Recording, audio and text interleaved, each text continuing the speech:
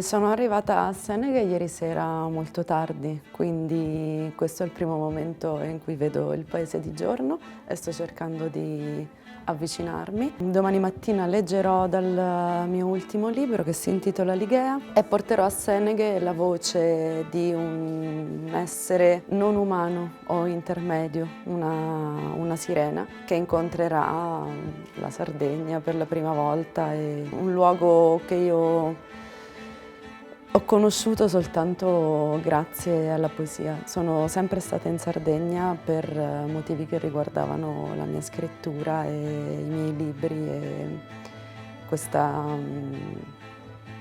voce della letteratura. Quindi per me la Sardegna è questo.